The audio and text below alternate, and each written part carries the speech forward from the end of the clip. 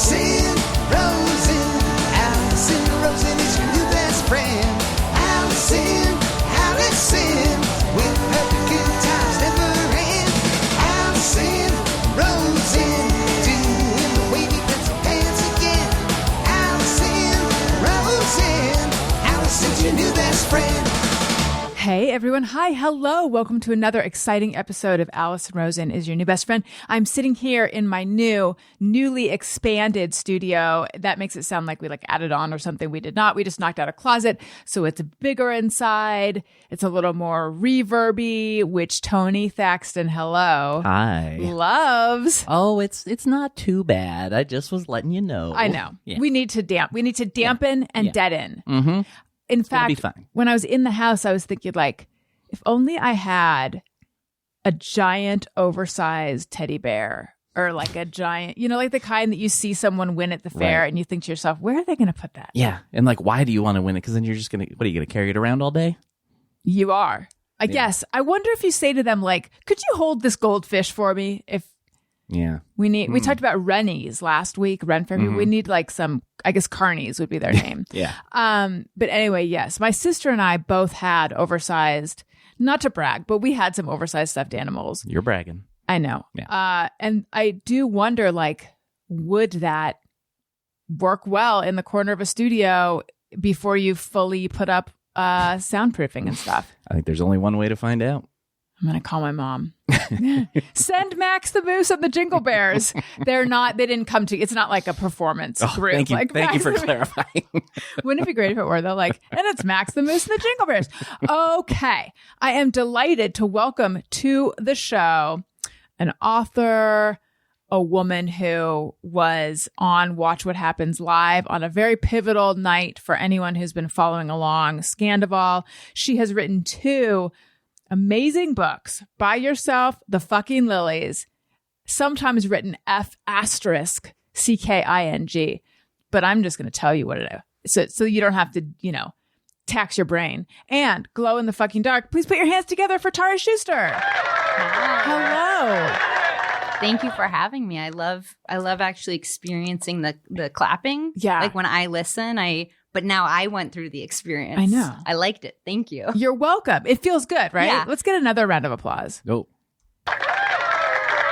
We also have, I don't know that Tony's ever played it. Jeff used to play it every now and again. We have just a weak smattering of applause. Do you have that one? Does it make you sad? Well, I think it was used more as punctuation, almost it's a little nicer than crickets, but speaking of crickets, there is a cricket that is more robust cricket action, but there's one lone cricket in our house that we hear all the time, and I'm just where is it? Yeah. And is it just one? Is it more than one? I turn to you guys as if you would know. Yeah, I don't know. I know. Did you have any large stuffed animals when you were a child? I was trying to think. No, but recently one of my best friends bought me a stuffed animal that I have been cuddling with a lot. Is an adult stuffed animal. Its name is Baby the Bear. Oh, that's cute. And it's a gray, really cuddly, I kind of spoon the teddy bear, but I got it in my late 30s was my first. Wait, did you not have a security item when you were a kid? Not really, which was part of the problem. Yeah, I mean, we know from the books that you did not have the happiest childhood. No, pretty unfun, but yeah, here I am now. Right. So tell me more about Baby the Bear. So Baby the Bear was given to me. I was in a very depressed state.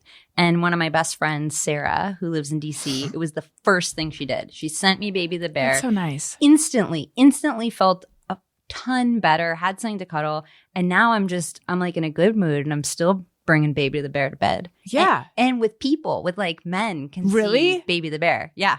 You bring Baby the Bear into bed with, how do the men feel about it? Well, it's one man, and he's your boyfriend, right? It's my boyfriend.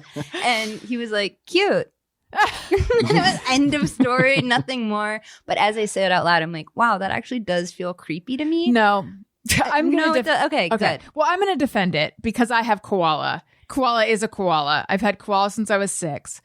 which really, every now and then you'll see those like pictures of like, here's what your pillow looks like. And it's just crawling with horrendous things. I'm sure Koala, who went to summer camp with me, went on lots of trips, is just completely disgusting.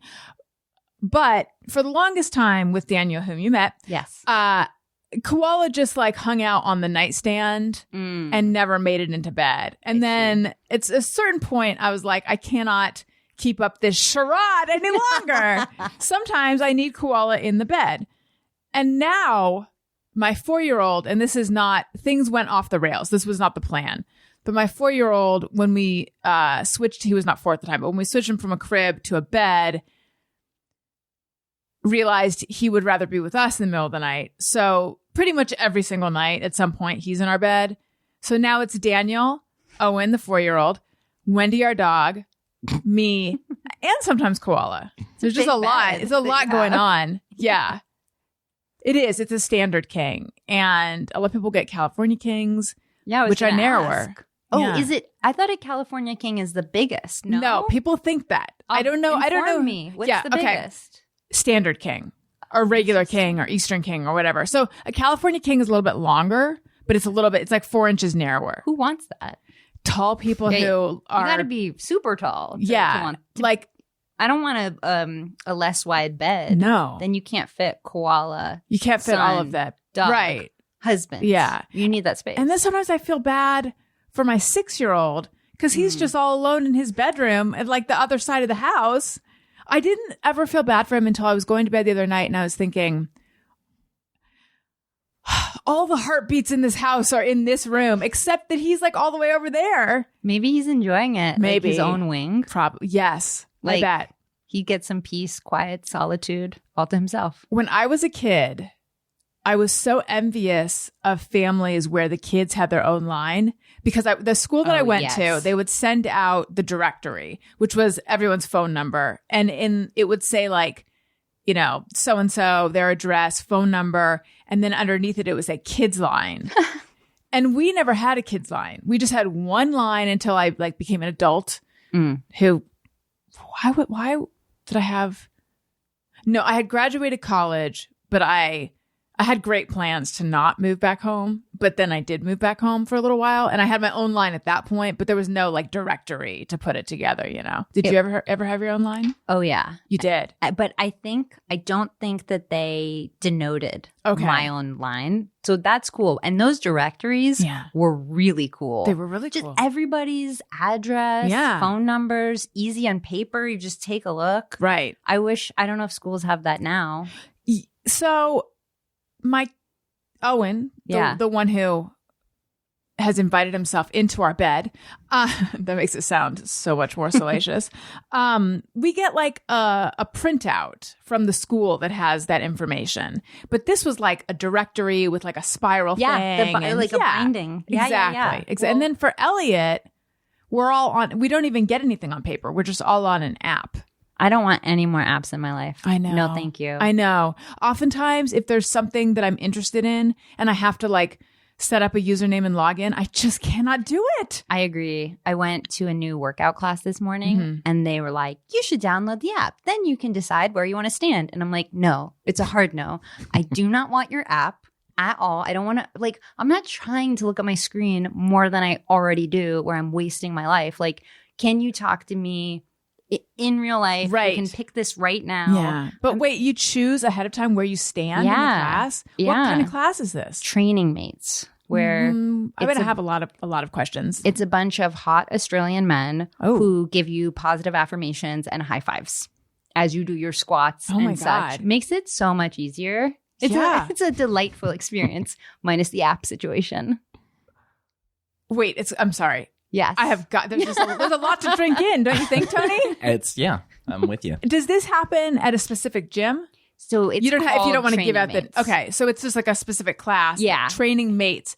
And they're your mates who help you train. Yeah. Like mates in the European sense. Like mate, like how I imagine Australian people say probably mate. More in the Australian sense, really. Hey, if you have an accent, you're European. Yeah. Okay. So, but in my defense, this is the weakest defense ever. My friend Izzy is from England and she says mate. See? Case closed. Okay. So anyway, you're at a class and it's taught by the Australians, or they just come in. That would be amazing if just a gaggle of Australians came in to affirm cheer you on. Yeah. Okay. They're the instructor. But what exercises are you doing? It's like squats. It's that rowing machine. And then it's that horrific you are bicycling, but wind is coming at your face. Oh my God. You know that? No. That's the worst of them all. It's like the most hardcore bicycle. It's you're put. I don't even know how to describe it, but it's is the really wind hard. creating resistance? Yeah, it's all the resistance you're going against. Actually, is creating the wind. It's not pleasant. It's really hard, and I only did it when he was watching me today. And then the moment he turned his back, pause. I'm not doing this. Is it like your hair is blowing? Is it like one of those was it Memorex? Was that the ad with the guy? Yeah. Oh, so everything's blowing back? Yes. From the wind you're creating you're pushing your hands backwards and forwards as you pedal on these big levers. I mean, it sounds kind of cool. It's really hard. Really, really. Where is the wind hard. coming from? Like, what's it blowing out of? I think from the wheel of the bike, the front wheel. Because sometimes when you're working out, it would be nice to have a breeze on you. But this is more than a breeze. This is like 5 Gs or something. Well, it's Or a enough G. that you notice. If I knew what a G was, I could more properly. Yeah, as soon as I said 5G, I instantly wanted to take it back because I mean the G as in a gravitational force, not 5G like on your phone. Yeah. But the only time I mention that, I guess, is when I talk about phones. So, okay. And then what kind of things do they tell you? Like, good work. Yeah. You got this. It's like So, like, things. I'm like, thank you. Yeah, no, I think it would actually feel really good. I was doing like a hamstring exercise that was also really hard. And he was like, you own this. I was like, oh my God, I do. Thanks for noticing. I got some thumbs up from him. I actually felt like I got a lot of personal attention today. So I'm feeling pretty good. I think he likes you. I hope. That'd be nice. Wait, now remind me why you mentioned going to the gym? I have no idea. Okay. Apps. Oh, yes, Because they apps. wanted me to right. No, download I'm app, sorry. and I'm like, no, choosing thanks. where you stand. That was the part that got us here. why do we need to choose ahead of time? I don't know. Maybe it actually takes away some of the stress, because when I think of most of my life is spent in this house at this point, even though the pandemic is pretty much behind us, I've chosen to continue to live this way. It just suits me. But I was reclusive before. But anyway, back when I think of various situations where I did have to choose where I was going to sit, all school-based, it did cause some anxiety of like, I got to get there early because I want to sit next to this person, and then this other person wants to sit there and I don't like her. And you can't win with these things. No. My big thing is I just don't want to look at this screen anymore. Yeah. I'd probably take the anxiety of which I also feel, Right. of where do I go? but at least I'm not like staring into an abyss. Right. That's what I don't want to do Right. any more of. Right. Because I'm That's doing good. it like 6 hours a day. So Yes. it's out of control. Do you look at your screen time report? Yeah. That's how I know. It's between 4 to 6 hours, and that's bad. That's like, you think about I think your mine's whole higher life. than that, though. I mean, it's all bad. Yeah. I don't want to No, I die. know. And I it's know. like, you spent 1 million hours on your phone. I've been trying to cut back on mine. How's it going? My screen report last week, 51 minutes. All of I the was week? shocked. The whole I know. I week think or that was a the day? average. That was like the That's average for the really day. good. Yeah, I was shocked. I've never heard of such a thing. I know. I Wait. was convinced it had to be wrong. But all the stuff you were doing on your phone, are you not doing it, or are you just doing it now on your computer? No, I'm just doing it a lot less. Like I'm Wow. trying to be present. What a concept. Wow. Yeah. That's so good. Impressed. Thank you. Very impressed. Thank you. Well, speaking of being present, I mean, that like, speaking of, making changes and taking control of your mood and your life and all, that's pretty much like what your books are about, Tara. Yeah. Just trying to think where we should start. I am tempted to just kind of jump in and just ask like for your life story, which is huge, unless we should just jump in with, well, no, you know what?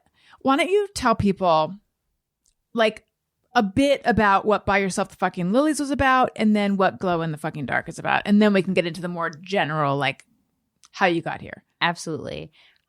So I grew up in just this mess, wreck, disaster household where things came to die.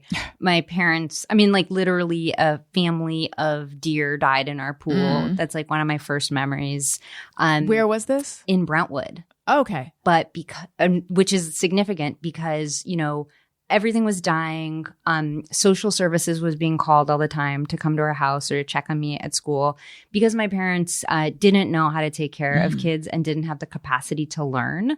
I think now looking back, they just had no awareness that we were there. So it wasn't, I actually don't blame them because it wasn't malintent. They really didn't know. They just weren't suited. No, they were not suited. And because I lived in Brentwood and my dad's a lawyer and my mom's a doctor and everything looks really good and they're driving the right cars, it never really got taken that seriously how bad things were. And it was like an open construction site for 5 years. The house itself was built on a literal shaky foundation. Like I learned the word pylon like before I was 6, you know? Yeah. And so I was always looking for adults to validate me, to give me my worth. So I just clung on to teachers, was always like getting all A's, etc., all the extra credit, which got me to an Ivy League school. Brown, right? Yeah, Brown. Which then got me to New York, where I really quickly started climbing up the ladder at Comedy Central. I went from, I was an intern at The Daily Show with Jon Stewart and worked my way up to vice president of talent development at Comedy Central, where I ended up running shows like Key and Peele and knowing people like David Spade. And it was all a magic trick. It was like, look over here. I'm like so glammy and have status and I'm not a weirdo. Because I felt like such a weirdo. I didn't know anybody who had didn't talk to their mom, was barely talking to their dad. Yeah. So how I actually coped with it was through status and a roller coaster of anxiety, depression, suicidal ideation. And I'm just trying to smoke it all away with weed to be numb all the time. I had no idea how I felt. No ability to own my life. Like it was like life was happening to me and I was just like a sleepy passenger. And ambitious. Yeah. Yes. But the ambition was just to keep moving. And what I thought life was a series of crises to endure. Just jump to the next crisis. If you can survive this, survive the next thing. And it was such a little life, you know? I had no vision. I couldn't have dreams. I didn't have goals. It was just keep going. And I might have kept going this way, except on my 25th birthday, I drunk dialed my therapist and threatened to kill myself, which, if you haven't done that, is one of the most shameful things you can do. I felt so embarrassed the next morning that I was that out of control, that these were the decisions I was making. And I realized if I don't save my life, nobody else is. My parents aren't here. They're not going to swoop in suddenly. I didn't have any family. Like no, I have family, but nobody, like no aunt who was just going to like ride in and take me in. Right. And that's when I decided I want to live. The only way I can see that happening is if I become my own parent. I'm going to reparent myself. I'm going to unlearn these things because mostly how I walked around the day was this diss track in my brain of you are ugly. Nobody cares about you. That was the biggest thing I thought about myself. You're never going to succeed. I was 25. It's too late. You're ugly. It was my whole life was being caught in those thoughts and those words. How conscious were you that was the track in your head? It was all I could hear. Okay. It was so it wasn't like automatic thoughts. It was like you're very conscious of it. I didn't know there was something else. Like I just thought, okay, this is how it must be. This is how I live. And it wasn't until I started reparenting myself I was just asking any adult I respected, like, how do you live? What do you do for anything? I was reading memoirs like they were self-help. You know, I'm obsessed with Nora Ephron.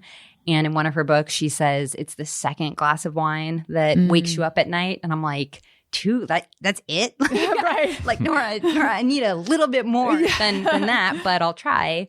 And I did this and I took notes in a Google document. 5 years later, the Google Doc was 600 pages. And I felt like I felt like a person. Mm-hmm. I felt stable and like I could enjoy one moment of my life, which hadn't been the case before. And I was a TV exec. I had no plans of writing a book, much less a self-help-esque a deep dive into trauma and like how to emerge from it. But I just realized like I have an offering. There aren't many books like this that are just an honest accounting with like, self-help books are like feel joy. Yeah. It's like, duh. But How? what are steps 1 through 5? Right. And since I had all these notes, I just thought I had always been a writer and I thought I think this could help one person.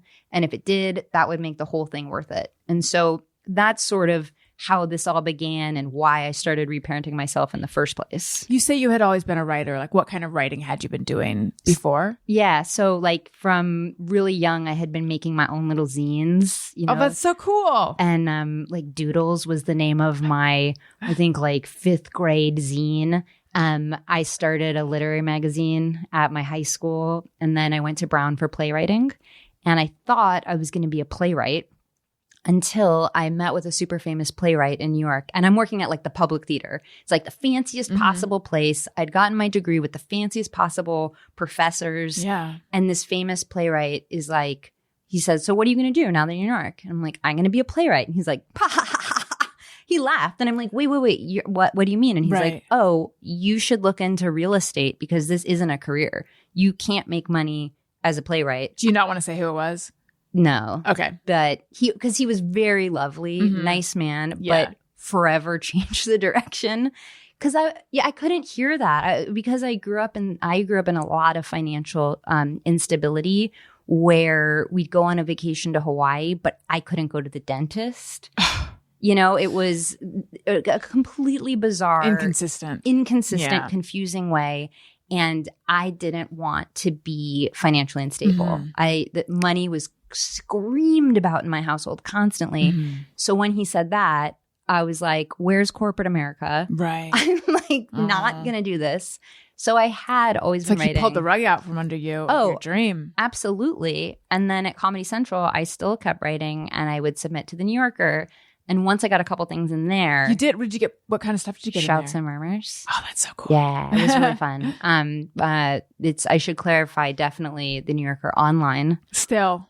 Even being close. Yeah. Yeah. So that gave me a little confidence to, start really thinking, maybe I could be a writer. Maybe that guy was wrong. Yeah. Like I'd never considered that this could be a career. And now 2 years later, as a full-time writer, I'm like, oh yeah, that was insane.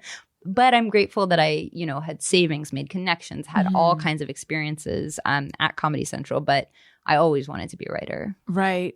Do you feel like Comedy Central was a diversion? Yes and no. I was too scared. It was a something. It was a stop. Because I was just too scared. Like I always knew I want to write for TV. I want to write books. I want to write this. Yeah. I was too scared. And friends who were doing it, I was like, I don't understand. You just want to be poor. Like that was my big concern was that I would be poor forever. And because I also believed I couldn't succeed, I couldn't see how that was going to work. Right. So I don't really think there was, given how I grew up, I don't think there was another choice. And for making a choice, Comedy Central was incredible. The president, Kent Alterman, had such a vision. He brought in people like Amy Schumer, Broad City, Key and Peele. Like the caliber of comedian that I worked with, like up close and personal. How do you get that education otherwise? So I think it was worth it. And if I had grown up a different way, that's not how it would have gone. While you were around the talent, I say that in quotes, or the people who were considered the talent, did you ever find yourself feeling like, I should be doing that? No. But how I felt about them is I should protect that. Like How do you mean? Like sometimes in Hollywood, not to cast aspersions. I don't even know what that word means. I think it means I think you're right. Negativity. Yeah. Sometimes executive notes are not amazing. Sometimes they're like you want to protect their talent. Yeah, like they're like, make it funnier. Okay, thanks. Yeah. And so I just saw myself, I related to the writers and just wanted I think part of me just thought I could never do that. So it didn't even occur to me. Right. But I just felt like I knew that was like my tribe a little more. And I just wanted not to be a dick. Right. That's a lot of what drove me. That's a good goal. Your writing voice is so natural and friendly, and like I feel like it should be like Tara Schuster is your new best friend. Except, sorry, I got there first. That's the name of my show. Yeah. But it really, like, as you know, it really feels like reading. Like when you read the books, it's like, oh, this is my new friend I want to spend time with. Was that your voice in these books from the beginning, or did you have to find that? Yeah, it's kind of always how I've written, as kind of how I speak.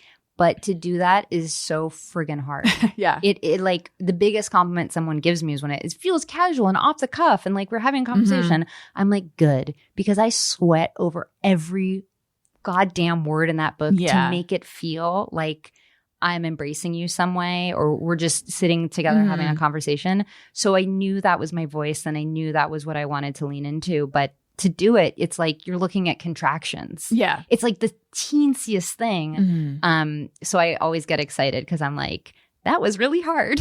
A question about the financial instability and stuff and the inconsistencies in your household. Were there actual money problems, or was that where they went with their anxiety? It was both. I think at time, my mom went through bankruptcy. Our house was foreclosed on. I think our house and an office building. I watched a car be repossessed. So there were definitely problems, but I think the problem was that they made money and they couldn't stop spending. Got it. So it was very self-inflicted and it was real. Right. You said that child protector or social services were called. Why? I think it was neighbors who were just hearing like constant screaming, and I would wander away. And I write about this a lot in Glow. I was lonely, all the time lonely. And as I grew older, I was so embarrassed of how lonely I was. And I'd beat myself up about it. And one of my first memories is of I'm with my babysitter. I play wrong. I do something she doesn't want me to do with a Lego set, a circus-themed Lego set. She leaves, and now I'm just wandering down the streets of my neighborhood, which is in the canyons of Brentwood. So it's actually kind of scary for a little kid. The big trees, not people around. And I finally got to myself to a neighbor, and the neighbor just looked at me like I was the most vile, uninvited person ever. And now I understand why. We were the bad family. Yeah. We were the bad family bringing everybody else down. Everything was so messy outside of our house, and she couldn't separate that from me. And this memory always plagued me. Painful. Well, it plagued me as I'm going to be lonely forever. This is a bad thing that I need to change, until I realized loneliness is my superpower. Like, it's not embarrassing that I had to go find an adult. What's embarrassing is that she would treat a child that way. Yeah. I was actually really healthy and was looking for an adult. I could have drowned in the pool, started a fire. There's so many other things I could have done. 5. Where did the babysitter go? She drove out the driveway in her white Ford Tempo. Wait, she just took off? She took off. It would later be revealed, and this is not in the book at all. It would later be revealed that she had a lot of problems, and that's why she was just like taking off. But, when you go through really severe trauma, or even if not, you question yourself forever. Of course. Was that really bad? Did that really happen? Yeah, no, you have no frame of reference, especially at that age, to realize that wasn't about you. Yeah. So I got a bone to pick with her. She Facebook messaged me. She did? Yeah. What did she say? I barely read it. It was like mostly like, "Hi Tara, I miss you. It's been so long." And then I was like, I can't read this. Wait, she didn't even acknowledge? No. I don't think she understood at all the impact. And why would she? Then she was out of my life for 30 years, but it was that kind of. But also like Wait, that your parents still had her watching you after that is like, and what the hell? I would complain. It wasn't like this stuff wasn't noticed. And so I think that's a lot. You see a wandering child enough times, you're going to call social services. Right. But then they came out and nothing happened. No, because my dad was a lawyer. Yeah. Mom was a doctor. They drove Benzes. What really could be wrong with a white girl living in Brentwood in that environment? Did they yell at you a lot or just each other? Mostly each other, but my mom was very abusive in, telling me just vile things. Yeah. So she was the one who was verbally abusive, but it was just like a din of war. It was like a Vietnam, and like, what would victory even mean? We were just in this fog of war constantly. And it really wasn't until I started to reparent myself and like go observe other families. Like, how do they have dinner? Are they screaming at each other? That's when I started to be like, oh my God, my childhood was so far off.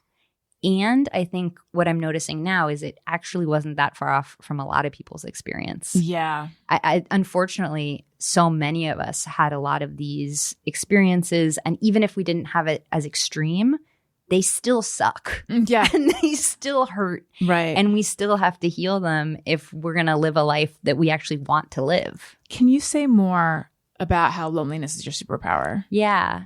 I guess the biggest thing I've realized in all this work is you can't reject yourself into self-acceptance. It's not possible. So loneliness, I was always the most embarrassed about, especially because as I got older, all my friends got married. All my friends, I was 35.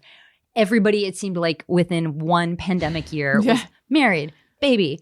And I wasn't. I was single. I was alone for everything. And I just started to believe loneliness just is at my core. I'm just going to be alone forever. And I'd beat myself up about it and be like, no, I don't want this. I don't want loneliness. How can I fix it? How can I solve this?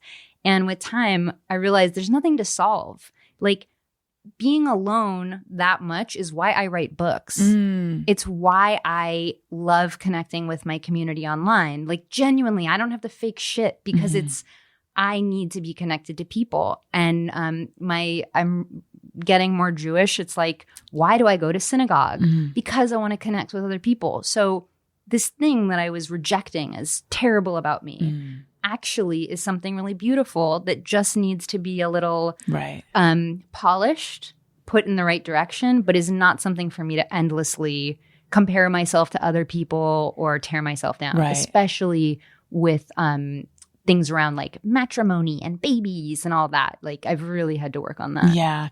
Do you mean it in the sense of like, because if you didn't feel lonely, that would mean like you're really shut down? I think if I didn't have the loneliness, I don't know if I'd be a writer, period. Yeah, because writing, well, to me, it's like about connection. It's about expression. It's about... Absolutely. Yeah. It's 100% about being in a connection with another person. And even if I never meet the person, I feel it when I'm writing. Like, I really imagine a person with me.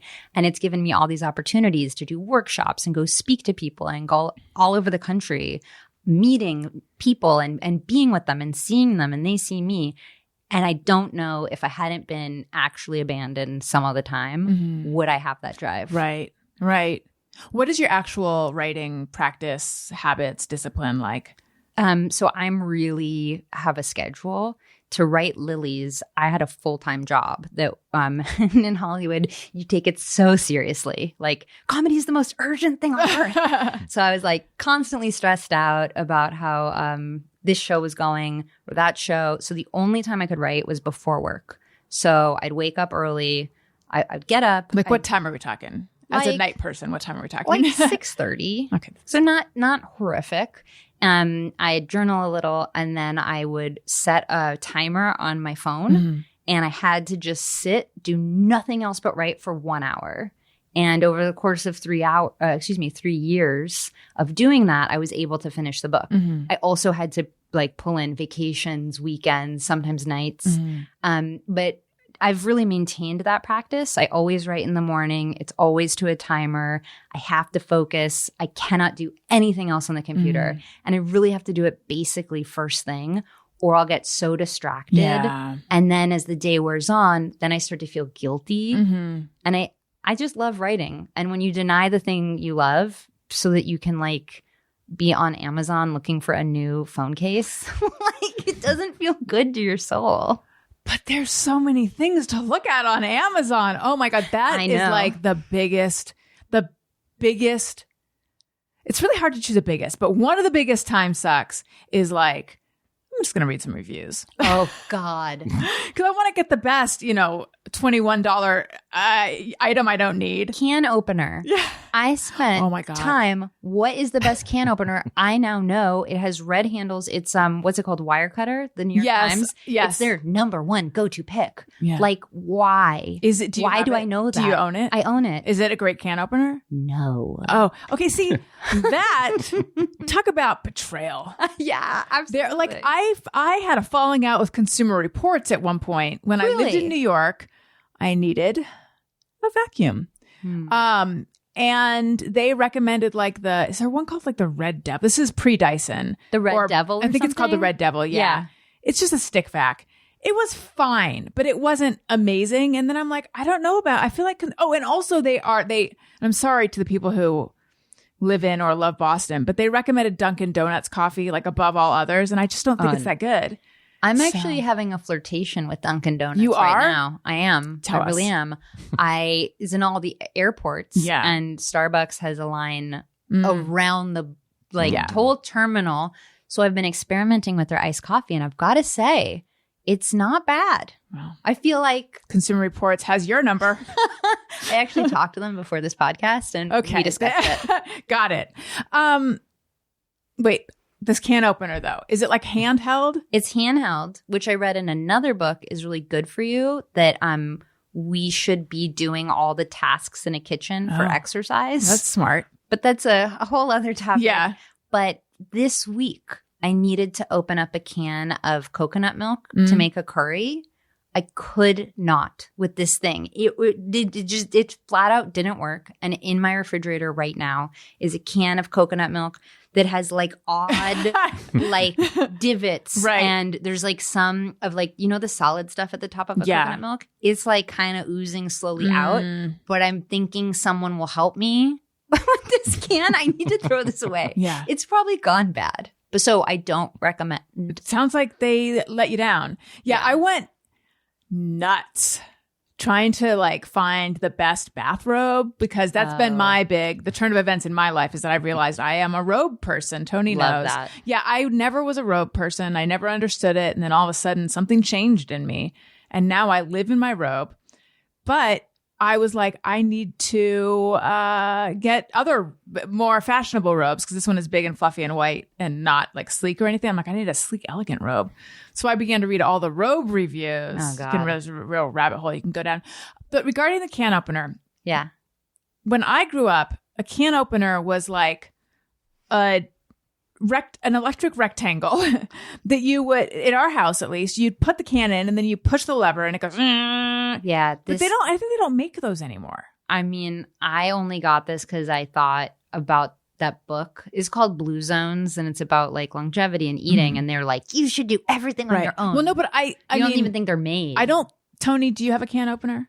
Not literally just like a manual one. Yes, that's what we So have too. they're not I don't know that maybe. they make. And then now my parents have it. Looks like a plastic like kidney bean, and you just put it on top of the can and then press a button, and it kind of goes like and like works its way around, and like 45 minutes later your can is open.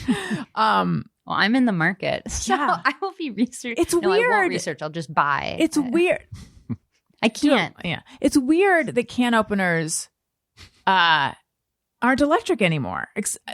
I forgot that they ever were. Yeah. But now that you say it, Mhm. I think I had as a kid a Black & Decker. Yeah, and it's got the two like circular Yeah. cutting things. I remember now. I also went down a rabbit hole of trying to we got an air fryer.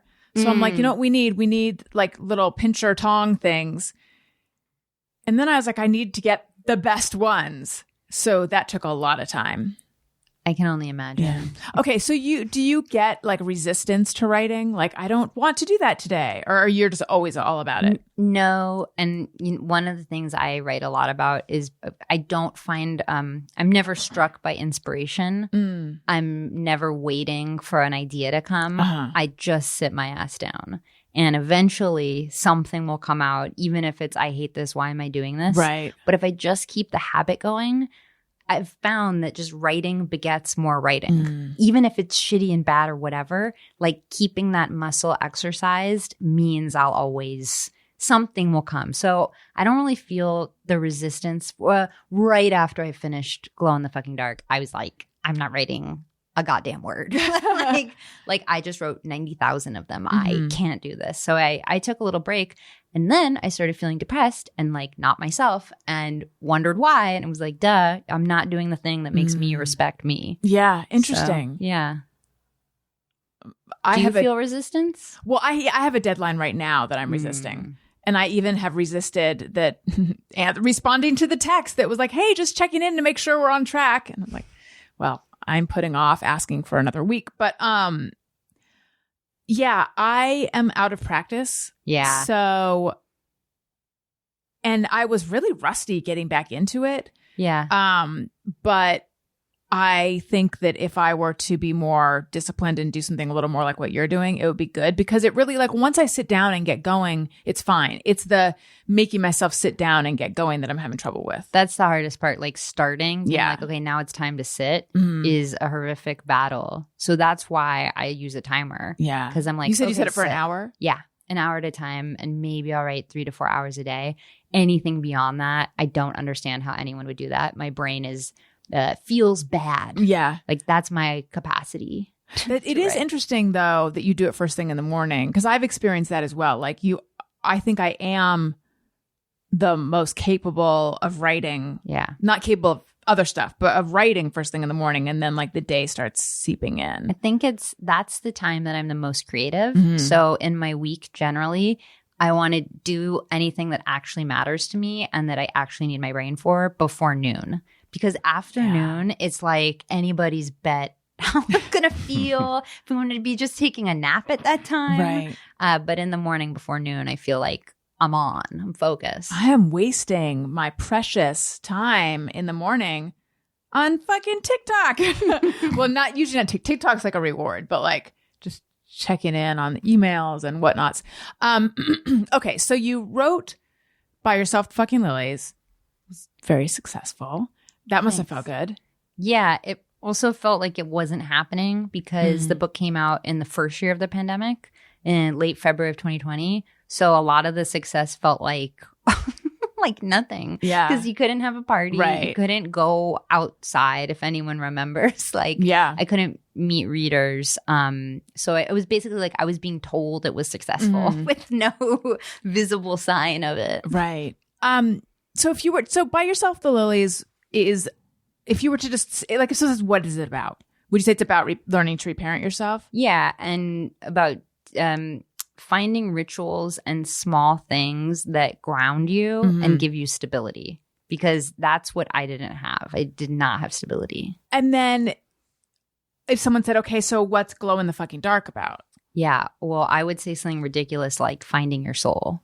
That's what I would say. So Lilies done, yay. Life dream, checked off, wrote a thing. And I was so relieved. I'm like, oh my God, I've done so much work. I've gone to so much therapy. I'm done.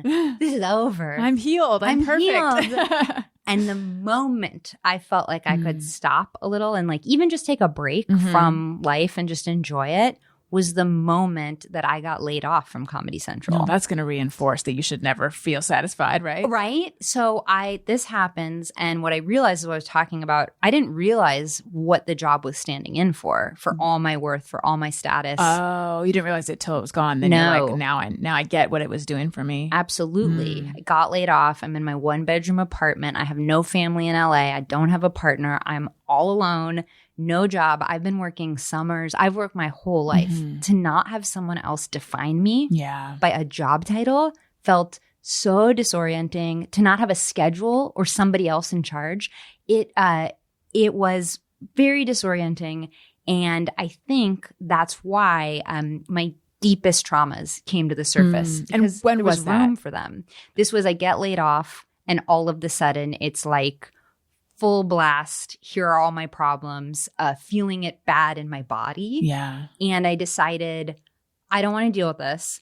I'm going to do something more important. I'm going to move to Arizona and help in the 2020 election. Like, I'll do that. I won't deal with this self-reflection and these bad feelings I Right. have.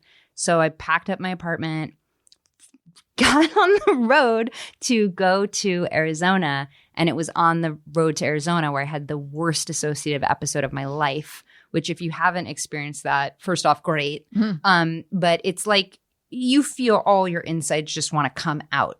It is an out-of-body experience that feels painful.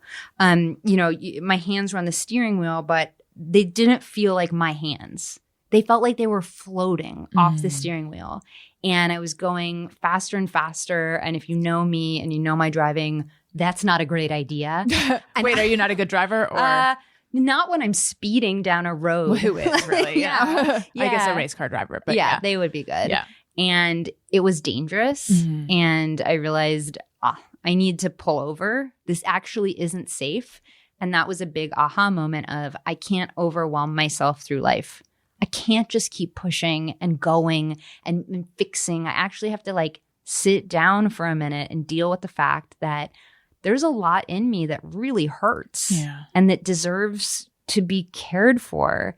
And on the road, I'm in the Mojave Desert, and the stars were just amazing. It was like I was in a star field. And because we're in LA where, someone will be like, that's a shooting star. And then you're like, no, that's a satellite. Or like, no, that's a plane. Right. We can't see stars here. So it was like a particularly beautiful Intense, moment. And as I looked up and they're in the pitch black, I'm like, how do I glow? Those stars are doing it. And no one ever disses stars. No one's ever like, Oh, you think you're so great. yeah. We all pretty much agree stars are awesome. Yeah. And there's like a fun science fact, which is you are made of stardust, not a cutesy thing I wrote on a sweatshirt once. You actually are. The iron in your blood, the carbon in your muscles comes from stars. And what I really needed in that moment was to think, wow, okay, so whatever problems I have inside, like my core, I am fucking stardust. And stardust is awesome. So I have to have something awesome and essential in me. And what was really helpful was that wasn't a thought. That's not a belief. That is true. The truth, yeah. That's just the truth. And so I could come back to that again and again. And so this book, Glow in the Fucking Dark, is finding that glow. Because I think what happens is you always have the glow. You always have the stardust. But everything else gunks it up. Yeah. Everything. I feel like online people are debating, like, you shouldn't say fix yourself. Like, you can't be damaged. I'm like, Wait, what? I didn't. Yeah. Oh my people God. are like- I'm so aware of so many super fucking annoying things online, but this is a new one I didn't know about. Yeah, people would be like, "Well, you can't be damaged. You're good enough as you are, right?" Like those kinds of things. Okay. I'm like, hold up, what world are you living in? I'm damaged as shit. Stuff has happened, and that's not necessarily my fault. I don't have to like blame myself, Right. But a lot does happen to all of us, Yeah. and it's not about denying that. Right. It's about Yeah.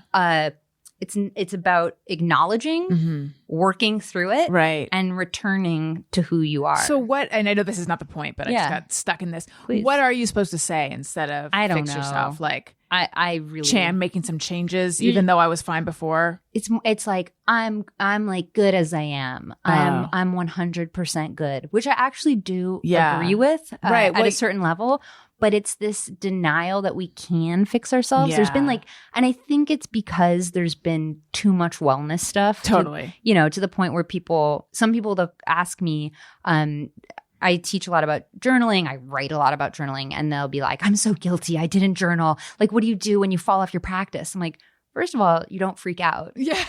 Like, it's just a journal. Yeah. And you were doing it to help yourself in the first place. Right. It's not, there's not a test. No one's measuring it. No, it's like you can't hate yourself to your own health. Like, pause. Yeah. Wow, it's even cool that you're journaling and you can return to it.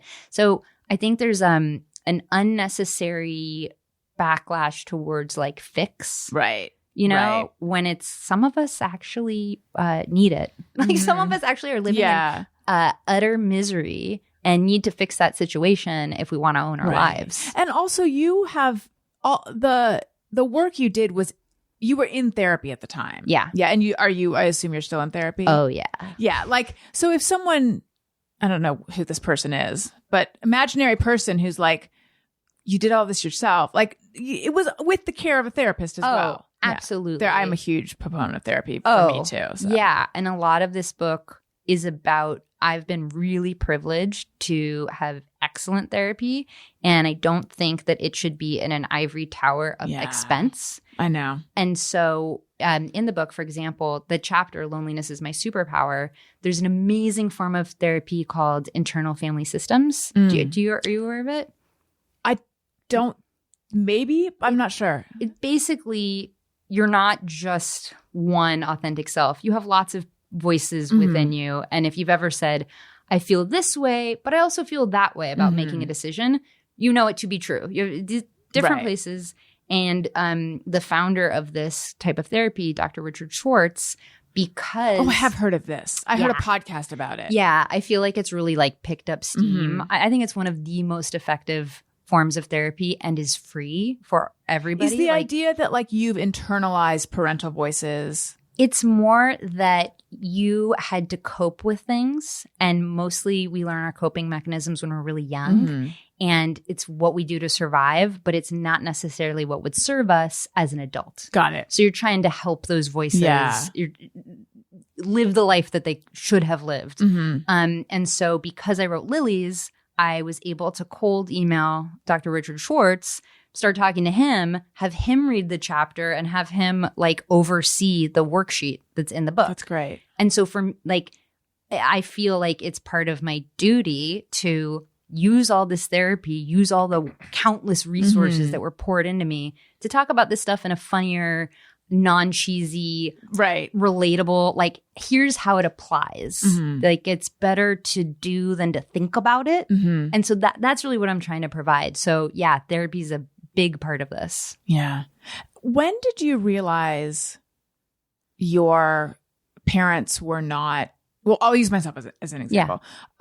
So I have all sorts of stuff to talk about in therapy about my upbringing, but for the first 2 years that I was in therapy, I did not say anything negative about my parents because I believed that I was like, it's like, I don't get it. Like I have the best parents in the world. They're still together. I don't know why I'm struggling in the ways I am, why I feel the ways I am, because like there must be something wrong with me because I come from a great family. Like that's what I believed.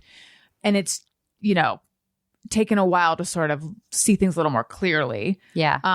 And my understanding is that most children don't have the capacity to like hold negative thoughts about their parents because it's too threatening. So it turns into like, there's something wrong with me or this. So at what point did you start realizing like, this is not how it should be? Pretty early, particularly with my mom, because in the book, there were physical violations, and so when I saw her, whenever I'd see my mom, my impulse would be jump, run, go. I couldn't be near her skin. It immediately sent me into panic. Yeah. And I knew that was weird. I didn't know like specifics or is this bad? Is this good? I just knew it was weird because it felt so weird. Like what age was that? Young. I don't even like earliest memories. Yeah. Interesting. Like I remember being on a vacation and I remember my mom having a champagne cocktail and I remember just wanting to run as far as I could away from her. And I have lots of like those kinds of things. And, but then you ask yourself, was that real? Did that violation really happen? Like we're talking about before. Right. And what I realized is if you have these feelings and they're in your body, something happened. Like you can just trust that if you feel that bad, if these things, and if you're even questioning this thing, it probably happened, because if it didn't happen, why would you feel so 10 out of 10 shame violation when you just think about this thing? I have so many things like that where I'll mention in therapy and I'll be like, I don't know if that really happened.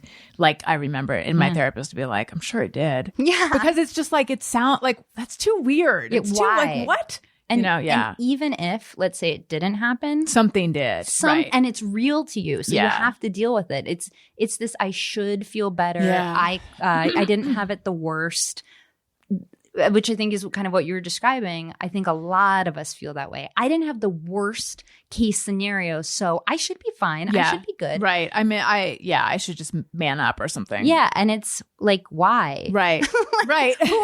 Who are you helping exactly totally. by doing that? When you say physical violations, what do you mean? I mean, so my mom was a doctor, and so she would, from really young, like investigate my body. Oh, okay. And the pretense was That she was your doctor? or something, and she's just checking.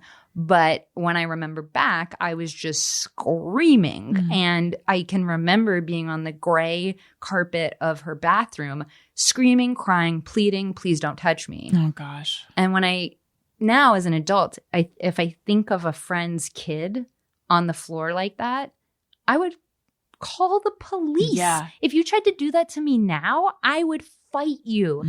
And that's how I've kind of I've reframed things for myself to be like, well, if my best friend's daughter doesn't deserve that, I didn't deserve it either. Yeah. And it really is bad if me as an adult would call the police. Right. You know? Right. And so I think sometimes we don't have any self-compassion for those kinds of experiences.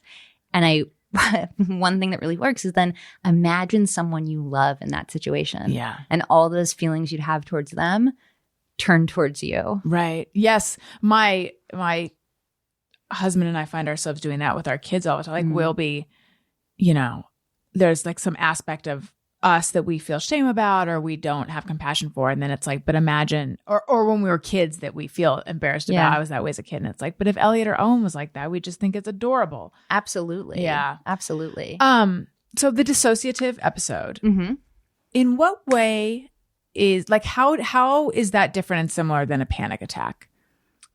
Well, the way I describe it was mine was the unwanted love child of a dissociative episode and a panic attack. I don't know the technical difference, but normally when I'm panicked, I'm not sick. And this, you feel physically ill and like you're floating. Whereas panic, I experience like in my chest a lot of like racing heart, racing mind. So I was feeling in and out of those two states, which was not fun. No, especially when you're driving. Oh, well. Sounds horrifying. Yeah, that was like, oh, this is a safety issue. And actually the way I'm living my life is not safe. Yeah. This feels like sandpaper on the soul. Just constant, like, I need a promotion. I need more money. I need. Right. Like you're not, I guess the part that I'm relating to is the idea of like, I am not okay as is, so I need to keep putting Band-Aids on. Absolutely. With external validation. And getting somewhere else. Yeah. Unable to stay here, unable to see the success that you already do have. And just, I was blindly going into the future needing to be the quote unquote best. And that was hurting me. And I kind of realized it's physically hurting me at this point. Like, I don't want to have a dissociative episode over this. So like how these days, how are you? Not to be annoying, but my therapist said that maybe I should stop going to therapy. Really? She's like, it's time to start tapering. And I said, no. Absolutely not. Here are 4 other things I want to work on. But I feel the best of my entire life. That's amazing. I never thought that I could be liberated from my past. I now know you absolutely can be. And it's not a miracle. Just like writing, not a stroke of inspiration from God. It's habits. It's treating yourself well every single day. The decision to treat yourself well. And I have moments, for sure, where I'm so stressed, so depressed, all these things. But actually overall, the most content, the most stable, and just like learning to enjoy. I really feel like how do you do it? Enjoy. I mean, it took 10 years. Yeah. And it 2 books worth of stuff that I tried. And even I can't enjoy things all the time. So I guess what I'd say is I am in the best shape of my life, and I'm so grateful. I'm grateful to be alive. That would be the answer. Do you have a gratitude practice? I each sure day. do. And what is it? So I write 10 things I'm grateful for every morning. I've done that for 10 years or 11 years now.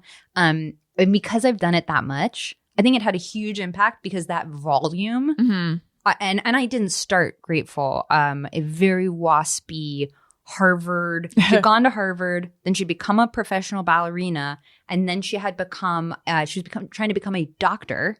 She saw me having a panic attack and said, do you have a gratitude practice? Oh my God, I hate her. I was livid. It was like every fuck in my blood was boiling up. Yeah. And I was like, she's like, you should try it. I'm like, you should try dying. Like, this is misery. And I was like, also, what do I have to be grateful for? You know what would make me grateful? If I had your life. Yeah. Like, you don't know me. You have no idea what I've been through. I had such a chip on my shoulder. And then I started writing a gratitude list, and what am I grateful for? Ugh, I hate this. Because she mentioned it? Yeah. Like out of spite? I'm spiteful as shit. Most of the things I've done in these books is because I wanted to prove somebody else was wrong, and I was smarter and better than them. So I took on this gratitude practice, and I wrote down things like espresso, water, and then I'm like, oh, my sister, my health. Whoa, like I actually do have a lot to be grateful for, and it as annoying as it is, and it is annoying, it completely reframes your life because instead of focusing solely on the negative, it forces you to see the reality that there's actually a lot of beauty in most of our lives. And it's not toxic positivity. It's just holding that both things are true. You're not turning away from the grief. Right. I always talk about gratitude in relation to grief. That those two things are usually holding hands in some way. So yeah, I have a gratitude practice. Now I'm trying to pare it down because if you do something too long, it's just not fresh. Right. It kind of loses its. Yeah. Do you find in doing the 10 things, because there was a period of time where I was doing 3 things each day. Because I'm not an overachiever, I guess. But it felt a lot of the same stuff. Yeah. Yeah, so I'm paring back to 3 things. Okay. And trying to make them all about relationships or experiences, and then writing in detail what happened. Because I don't know about you guys, but when something good happens to me, it basically is gone. Yeah. Before I even noticed it happened, I don't stop, pause, I don't take it in at all. And what I'm realizing is that the more I take in, pause, and like savor that moment, the more I actually can return to those moments when I'm down. Right. And live in a world where those moments are possible. But if I don't stop and really take it in, it's like it didn't happen. Right. So now in my gratitude practice, I'm trying to just like remember these moments and remember how they feel. And 10 things is too much for me now. And especially they were getting really listy. I agree. And things were like the same. Yeah. So is this in your hour of writing? Or is it separate from it? Separate. So it's a 20-minute. It's completely stolen from Julia Cameron's The Artist's Ways. Okay. Which I have, but I haven't done. It is the only reason I think I could become a writer was because of that book. I should probably get into it. Yeah. I had so much fear, felt like such a fraud, all those things until that book. And that book I come back to again and again. But basically, you write 3 pages of just word vomit first thing in the morning. Do you do it longhand? Yes. That is such a stumbling block for me. But you mean like as opposed to a computer? Yes. Just because my penmanship has gotten, I feel like I don't have the hand strength because I'm not opening enough cans. I feel like I don't have the hand strength. It's like it goes so slow and I can't read my writing. And I have that same issue. Yeah. I'm just used to a keyboard. Well, her thing is nobody else is looking at these pages, including you. Yeah. Like you're just jotting You're stuff just down. barfing it out. Yeah. And for me, it's like the mind-body connection. Like I'm a note taker. That's how I remember anything. So like I have to do it, but whatever gets the job done. Right. You know, like whatever you're comfortable with. Right. But that's my warm-up. So it usually takes me 20 minutes. And then it's either I'll go 40 more or I'll go an hour more. But that's sort of the beginning of writing. And so then when do you do the gratitude list? In the journaling. It's the thing I close with. Oh, I see. Okay. Yeah. So I ask myself every morning, how do I feel? Because I'm bad at labeling or knowing how I feel. And one of the first things in Glow in the Fucking Dark is my own emotion wheel. Because my life had come down to I'm busy, tired, sad, bad, blah. Like those are like the only words to describe all my emotions. So how do I feel? Just get in touch with that. Because if you know how you feel, you can usually make a decision about it. You do something about it. Right. Then I just word vomit, then gratitude practice, then I start writing. It's a play-by-play of my mornings. You know, the weirdest thing that I found, it's actually not weird at all that I find it helpful. It was weird to me. I'll just say what it is instead of front-loaded like this. When I'm struggling with something, I've started making a pro and con list, which I feel like is so like obvious, and it had been suggested to me a million times. And I was like, that's like so... it's too reductionist and it's too basic. But somehow in the course of jotting it down, that's when I realize how I really feel. That's when it starts coming to me. It's almost like 2 little journal entries. Absolutely. I think getting things out of your head and on paper always has some kind of effect on you. Yeah. You know, and I can totally see why that would. Right. Yeah. It's like I've learned this before, and yet I don't do it enough. I've learned, like, you know, I can sit here with all my thoughts and think them through and stuff, but I don't really get to the same places that I do if I just start to put it on paper. Yeah, and all this stuff it's like marketing. You have to be hit with it like 50 times before it sticks in your head, and then you forget it 2 years later. Right. You know, it's like constant reminder, constant doing. I screw up all the time, and then like one lesson I have to relearn over and over is external validation will never get me anywhere. Yeah. It's like a monthly struggle. And I'm like, how many more times do I have to learn this lesson? Right. But you know, it won't get you anywhere, but it sure does feel good in the moment. I don't even feel good in the really? moment. No. How did you get to there? I don't get know. to the place where it doesn't even feel good. Because I'm bad at, just like I'm bad at savoring when a good thing happens. I don't hear it. I don't hear compliments. They just bounce off of me and not even from the Australian mates. You know what? You Training just actually found I felt really good, and I'm taking those. See? So I guess it has to be general. It has to be general and like something that everyone's affirming getting. and for physical work. Yeah. maybe. But yeah, they don't make me feel good. They never help me long term. And usually I actually feel pretty bad about myself because I either feel too needy. Like I had to get that compliment. Like in the writing of Glow, I would say to my editor, I'd email her constantly, like, do you like it? Is it good? Is it a good book? What do you think? What do you think? What do you think? And I started to just get embarrassed. Yeah. I'm like, why am I pleading with someone who's publishing my book? Why am I pleading for her to tell me I'm good? Right. And after I stopped asking those questions, and the more and more I'm like, it kind of doesn't matter. It's what you think. It's what I think. And if my self-worth is tied to something external, oh no. Because it can always be taken away. It really has to be unshakable, untakeawayable. I own this. But again, I have to learn that lesson like a billion times. Yeah, it's hard. I guess for me, the kind of external validation I'm talking about is like, this is such a stupid example, but I remember I was a guest on Joe Rogan years ago. Cool. And the next day it was like, or maybe it was even that, I forget if it aired live or whatever, but it's just like, oh my God, my Twitter mentions are all like, there's just tons of people tweeting me saying how much they like me. And like, that felt like a drug. Yeah. And then a couple other times, like having a guest with like a ton of followers. I feel like it doesn't even happen anymore because Twitter's different now. Yeah. But back then, like having a guest with a ton of, like 1 million or 2 million followers tweeting something, and then all of a sudden just, maybe it's just all Twitter based. How sad.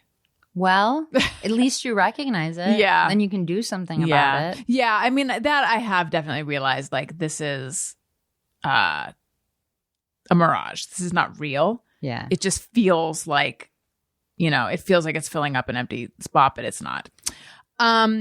Okay. Do you happen to have a Just Me or Everyone? Yes. Okay, we have a song. Sometimes I ponder on something I have thought or done. Is it just me or everyone? All right, let's hear your Just Me or Everyone. Okay. So is it just me or everyone? But when I'm watching TV, if something is like tense is going to happen, it's like a murder mystery and oh no, what's going to happen? Or something I think is embarrassing is about to happen, like on Curb Your Enthusiasm. I have to fast forward through it. Not fast, like so that I can see what happens. Yeah. I can see the outcome. Right. And then I can go back and watch the thing. But I cannot stand tense moments at all. In comedies, tragedies, whatever. So are other people doing that?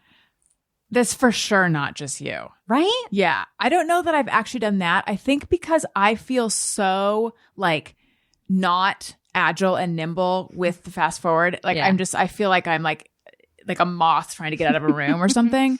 But I have definitely, when I'm reading something, so I relate to what you're saying. I thought maybe you were going to say you have to like cover your eyes because I'll do like the finger lattice. I do that sometimes. Or I'll say, especially if it's something that Daniel's already seen, I'll be like, does something bad happen? Like I need to know where we're going. Yeah. But I am notorious. The whole world. I'm infamous for like reading the last page at the beginning, or I have to like go ahead and then go back. And also I spoil things for myself on Wikipedia all the time. I can't help it. That's because you want to know. Yeah. And I'm impatient. I get it. And I tell myself it doesn't affect it. But I can't imagine you're the only one who does this. It's scary. I like these characters. I don't want something bad to happen. Yeah. I want a good outcome. Right. Now, Tony, I feel like you would never do this because you're one of those like let it unfold kind of people. Yeah, I like to see where it goes. And I do you hate spoilers? Yeah, probably like depending on the thing. But yeah, if it's something I'm really into, I hate it. Yeah. But yeah, I'll let them play out because I think when I'm just watching, I'm not living that moment. And I kind of enjoy being wrapped up in that tense moment when, if it was a real life situation that I was a part of, I would absolutely hate it. And I'd want to fast forward that. Right. Do you think maybe it's because you are sensitive and empathetic? Yes. You're just feeling it too much. It also manifests in, I love The Real Housewives and Vanderpump Which Rules. We need to talk about, yeah. I love that universe. But I have to stop watching, like take breaks because I find myself talking like them and saying, she's such a bitch. Like, I can't believe it. And I'm like, oh my God, I can't tell the difference between a character and me. Like that I think is a huge, like that empathy, weird, like no boundaries between me and somebody else. Yeah. I think that's why I have to fast forward. Yeah. Yeah, no, that makes sense. And do you have, do you need to tell anyone to go fuck themselves? Yes. All billing departments of all medical anything. Why? Why do you want to ruin my life and you can go fuck yourself? I'm livid all the time about this. Yes. Especially as a freelancer. I didn't know how good I had it in a corporation where like the health insurance mostly paid for everything. Now I get bills like a year later. Like they refuse to let you pay up front. I got an MRI last week. I called the insurance company. How much is this MRI going to cost? We don't know. I called the MRI company. How much is this MRI going to cost? We don't know. I called the doctor's office. How much is this MRI going to cost? Nobody knew how much the MRI was going to cost. So I just got it. I'm like, well, I literally cannot get an answer to my question. So I am like 10 out of 10 angry at the whole billing apparatus of our country. Hey, billing apparatus. Hey, go fuck yourself. Apparatuses? I don't know. Yes, but also health insurance. Ugh. In the state of insurance right now. Like, didn't it just come out that Cigna, who I have, by the way, there was someone at Cigna who was like, looking at each claim for like 1.2 seconds. Like they denied like 3,000 claims in a day. Or they did the math and showed just how they deny first. And that has been my experience. Yeah. And it's just the amount of the headache required to get things sorted out is so annoying that like right now there's calls I need to make because just the billing department of like I think I got a pap smear or something, which something that should have been covered. And then I got a bill from some guy named Gary in a different city. And I'm like, who is this? But it was, I think maybe it was something was sent to this guy and their office billed me. And it was only $75. Yeah. But still. So I just paid it. I did not understand why I was being charged for it when I know that this is covered. Right. And then I called them and I paid it because it was like my last notice. And I'm not a last. This just shows how much I agree with your hey, go fuck yourself. I'm not a last notice person. Like I pay everything on time. But for some reason, when I get a bill for $10 from like a medical appointment from 2 years ago, I'm like, I'm going to let this ride. I can't even look at it. Yeah. I'm already angry. Right. Right. So I just paid it and then I called. And they said like, oh yeah, we just didn't have your insurance. I don't know why. So I gave them my insurance and this is like months ago. They said, we'll bill your insurance. And if they pay, then we'll pay you back. So this is going to be one of those things where it's like, if I want that $75, I'm going to have to make a number of phone calls. Yes. And then I always think, there's so many people in this position who don't have the time in their day to make the phone call. You know, it's just fucked. Much less insurance. Yeah. I mean, yes. this whole thing is so goddamn crazy. I actually asked in therapy for like these adult things like bills, should I just pad it with 4 hours per thing that happens? Oh my God. Because that's approximately how much like time it takes to untangle it. Yes. That's so fucked up. Yes. I was in debt collections. This was a week ago. I get this like super aggressive piece of mail that has nowhere on it that it's like special mail I should read. It looks like something to throw away. Mm-hmm. Open it up. It's like, you are in debt collections. You have 30 days from today, or this is reported for your credit. I'm like, what is this? I look at it. It's something from 2020. It's some like lab test. Mm-hmm. I call them. They're like, oh, your insurance denied this claim and we couldn't find you. I'm like, did you try to call me? They seem to find you with this bill. Yeah. I'm like, oh, good point. I never even thought of that. Yeah, they did find me. And he's like, okay, let me pull the claim up. He looks at it. What was the problem? The laboratory didn't put my insurance number in it. That's what happened to me. It's exactly. Yeah. I'm like, this is you. This is your job. This is literally your job. So bad at your job. Yeah, it's But doesn't it miserable? Doesn't it seem like? And I think people who work for insurance companies have confirmed this. Like the incompetence benefits them. Oh, big time. To try to get reimbursed for my therapy, I had sent in all these claims. I just called because I sent them in December. And the woman on the phone is like, well, on the website, it does say that the claim section is in beta. And I'm like, what? So your answer is that like it's an untested new thing, your claims portal? And she's like, yes, I need to file an IT report. They will get back to you in 10 days. I'm just like, and of course, she's like, yes, they will definitely call you in 10 days. They won't, obviously no. You're going to have to call. Yeah. Oh, I'm going to have to like track this down. But that was like the best was it's in beta. This is our number one thing we do. Yeah. Although I will say being able to submit claims through the portal, you don't have Cigna, do you? No. Okay. I have Blue Shield. Because I'm like, shit, is mine in beta too? Because it used to be I had to mail in like a whole document with my thing. And it was a huge pain in the ass. And now I can do it online. Except that one didn't go through. And I'm like, but I know that I upload. Anyway, welcome to healthcare chat. Okay. We need to talk Vanderpump. Yes. I need to know anything you'd like to share about that experience because I'm deep in VPR world. Okay. So I was asked to be a bartender on Watch What Happens Live. And I was like, my book is about finding your soul. Like, is this a tone match? And then like 1 second later, I'm like, it's Andy Cohen, bitch. Like, I will be there. Like, definitely going to do this.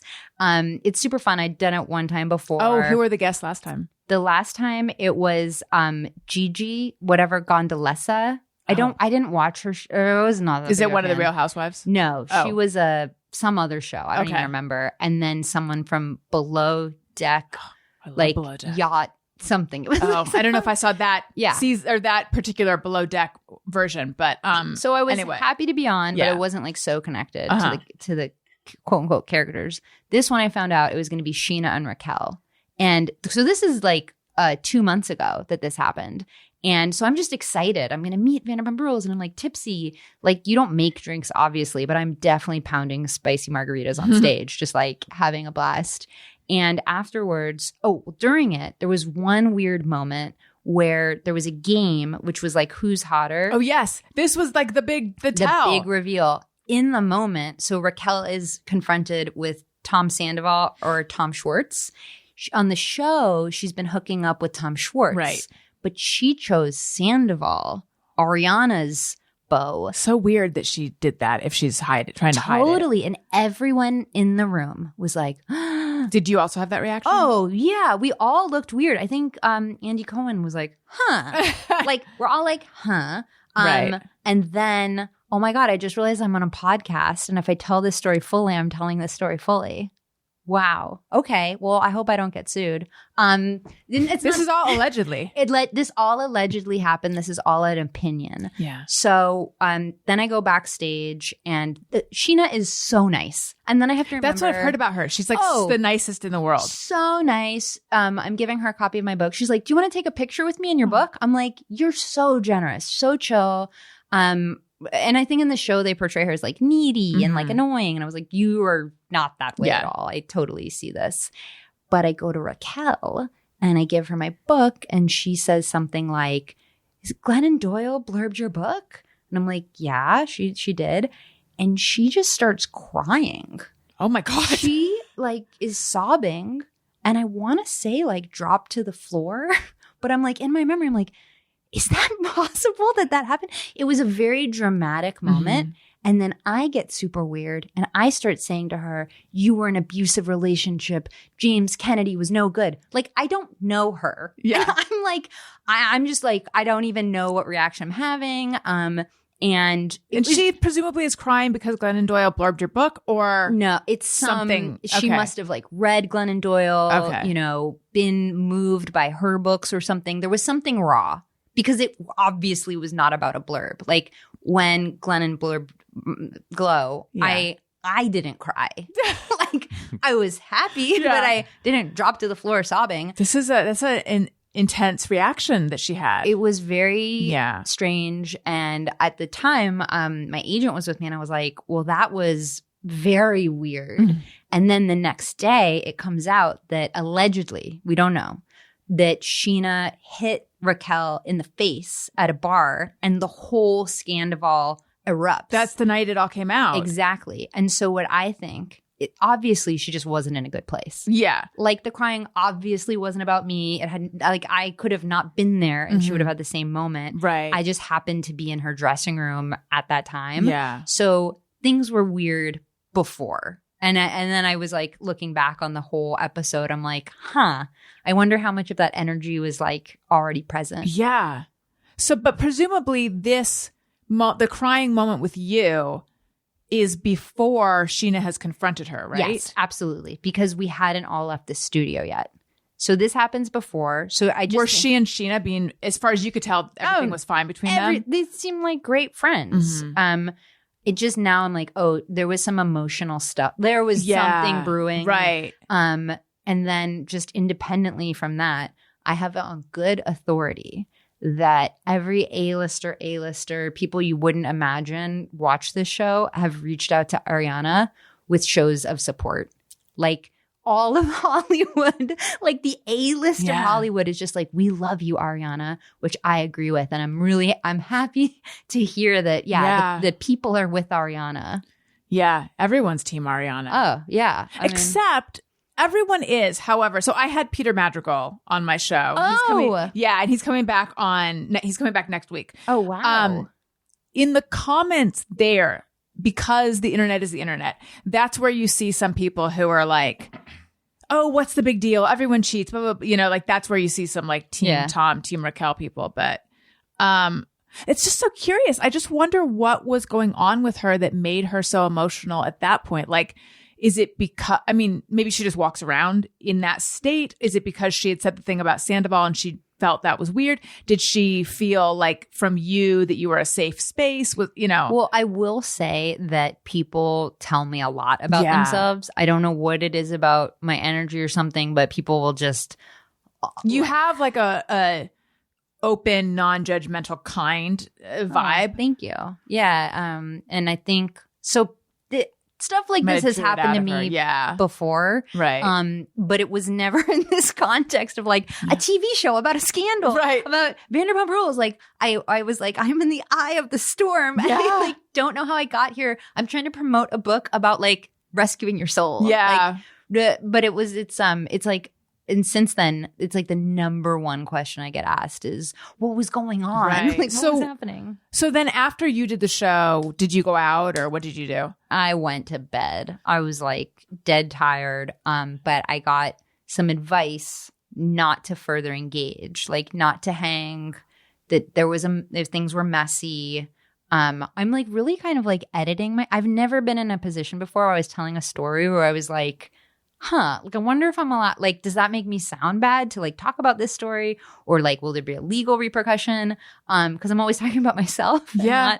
But wait, well, now I want to ask you a question, but I don't want to like further put you in jeopardy. But if the question I ask needs to get cut out, then it can. Okay. But like, I'm unclear why, from whom there would be legal action. Well, not legal, but so I exchanged numbers with both Scheana and Raquel. We all live in LA. It was like, let's hang, that kind of thing. And then afterwards, someone on my team was like, dude, that's too messy. Like, don't. And I just feel bad saying that like I was told, don't hang with these people who I'm sure did not want to hang with me and were just being nice and giving me their numbers. You know, like I can't imagine that I really would be kicking back with Scheana. But it was just like, stay away from this. This is a mess. This is a toxic mess that you don't want to be like further involved in. The person on your team who said that, they already knew what was shaking out with them? Yeah, it was like a week later when I was talking about like, I kind of want to like reach out. Yeah. Like, is that weird? And she was like, very weird. Don't do it. You don't know them. I was like, right. So I don't know that I agree. Really? Do you think I should reach out? I mean, Scheana was just cool. Yeah. Like I'd reach out to Scheana anyway, just to be like, hey, I thought you were cool. What's up? I think the person on your team has a lot more information than I do. So I don't want to go against who this person is. Yeah. And also I do have an agenda as someone who's like, yes, be friends with them. I'm trying to think. God, I'm uncomfortable to giving you advice different than this person, especially because they might listen to this podcast. But I don't know. I mean, you felt like you hit it off with her there? Yeah, like genuinely. Yeah. But I mean, I feel like nice though. Yeah, I mean, I feel like what could a text hurt? I think maybe in like 2 months. Yeah. So that I don't seem like a vulture. Like, I need a piece of this. Yeah. You know, I could reach out. But what's weird, I'm having like a little bit of a like out of body, is I've never been around something like juicy before. Right. Like I've never been around a scandal. So I don't know how to act. I'm like, oh, this thing happened. But like, can I talk about it? Can I not? Nothing real happened. You know, like I wasn't witness to the actual affair. Mm-hmm. But I was witness to like some weird emotions before it all broke. Well, I do understand that feeling of like, I don't like, it feels like cheap or something, but I mean, but also like, you legitimately were there. You legitimately have, you know, your narrative of, not narrative makes us, you legitimately have your memory of what happened. Yeah. And I think it's okay. Is a national scandal. This Isn't is one of the biggest stories. I've explained it to my therapist. I forget why I had to bring it up. I related to something. Yeah, it's nuts how huge it's been. Huge story. Yeah. And I also want to say Vanderpump Rules is a very like, that is the most garbage like not good. It's not good for you. It's like and I'm addicted. Yeah. That's like the only drug I think I take at this point is Vanderpump Rules. I don't think I'm fully caught up. However, it is crazy now. Like, are you of the mind? Let me put it back. I mean, I am more and more of, again, I don't think I said the last episode, but like more and more, it's like, wait, a lot of people did seem to have questions about them. Yeah. They did seem to know. Because when it first came out, it was like, what? But then as you watch the season, it's like someone point blank was asking him, did you hook up with her? Like, it's, yeah. I'm not caught up either, but I was shocked when I think it was maybe Charlie said something like, Saw them at the Sandoval was Abbey. at the Yeah. Abbey dancing with her at one Right. time. I'm like, so you all knew. Yeah. Like, what, if I saw that happening, I'm like, oh, well, Right. that's obviously. And it keeps coming up. Yeah. Right. And they all act so shocked. Like Yeah. this was like, Tom Schwartz said, like, I didn't know until like a week ago. Of course he knew. Yeah, of course he he knew. had I mean, to I feel, know. yeah. So I asked Peter Madrigal, like, do you think Schwartz knew? And he's like, I don't know, but those guys are like brothers. It's unimaginable Yeah. to me that it's unimaginable to me that most people didn't know. Right. You know? Because they're literally talking about it already in the show and I'm not even caught up. Like, but we saw, not this episode, but the week before, that there were questions. Right. I think they all knew. I think it was an inside job. They all knew what was up. I kind of think maybe. And like, I really don't care for Raquel. Although I did I have found myself feeling sorry for her at times. Yeah. Which created some cognitive dissonance for me. That ended, though, for me once she was making out with Schwartz. Yeah. Right. Come on. But like, the literally Vegas not trip. divorced. Yeah. Like, Right. Like, who does? I don't like that. It's just Yeah. not nice And so do you think that whole thing was just a ruse? to like get Katie mad. No, to throw people off of her and Oh. Sandoval. I think probably both things were just Yeah. happening. Yeah. So I think it was a shit show. And I think all these things are happening at once. I know. And What a night for you to be there. That's very, very Yeah. exciting. I feel like I was in the room where it happened. You like, were. Hamilton style. Yes. Like, I saw the deal. Like, And you wrote about this in your newsletter, right? which is why I felt like as I was doing the mental, you have a very big podcast. And so I was doing the mental, like, well, but I did write about it for the paid subscribers of my Substack, so it's already out there. Yeah. Truly, that was like my train of thought. And I was like, well, okay, then I'll probably, Yeah. but yeah, I did write about it for paid subscribers. But if people want to get in on that, where do they go? On the action of the Sandoval. No. The Abbey, apparently. No, on the action of your paid Substack. Oh, so you go to taraschuster.substack.com and I have a free newsletter where I every week talk about a self-care tip in a very practical, like you can just incorporate this into your life. You do not need to move to the woods or blow everything up. Like just read this. And then paid subscribers get journaling prompts every week and activities. And I will respond to like everyone. I love responding to their comments and questions. It's that whole connection thing. So That's so great. yeah, taraschuster.substack.com or on Instagram. Yeah. Tara Schuster. I'm Yeah, I was- always chatting. Okay, so it's Tara, Tara Schuster, Schuster. The books are Buy Yourself, The Fucking Lilies, and Glow in the Fucking Dark. Do you say it as fucking or do you like effing? How do you say it normally? I say fucking. I'm having a mental crisis about if the second book should have been called Glow in the Fucking Dark or not. Do tell. Because, okay, so I feel like it's your brand. I really struggle. Like in my proposal for that book, it was Glow in the Fucking Dark. Mhm. And then I had a change of heart, which was I don't want to be known as the fucking girl. You know, like I'm a real writer. Yeah. Like I don't want this to be like I don't think my it's niche. gimmicky. I get what you're saying. So though, yeah. that's what, okay, thank you for saying that. Because recently I've been like, am I like gimmicky? Like how did I end up here? No, I think my take on it, and I don't like things that are super gimmicky, is like it's clever branding and it like makes a little link between the two, and I like it. That is why my publisher like was like, well, we really like it for this reason. Yeah. And at the time I was like, okay, but the third book, nary a fuck to be found. Like Is that the title? I love way. it. Just kidding. Oh my God. Yeah, that actually is the title. Nary They a get me in the end. Yeah. So if you hadn't done Glow in the Fucking Dark, would it just have been Glow in the Dark? Yeah. Yeah. It would just I be- like both, well, but I appreciate you saying I don't think you're a gimmick. I don't think it That's is. really helpful. Yeah, I like it. For me, it's like, I don't know. I also really like the covers. Thank you. They're beautiful. The covers, many tears were shed over both. Many disasters and crises of the mind. A cover is a very impossible thing to do. Yeah. Is it the same artist? No. Buy Yourself the Fucking Lilies is this amazing artist named Jess Phoenix, who, if you follow her Instagram, you'll just feel happier. I need to follow It's her like Instagram. great prints. She does a really good job. And then Glow in the Fucking Dark was the artist at Penguin Random House made this. And I was like, I don't know.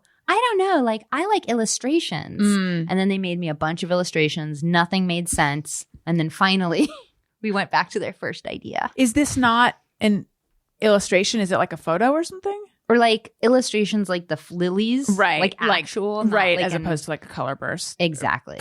Colory, glowy, rainbowy, colory stuff. Yeah. I like both of them. Thank you.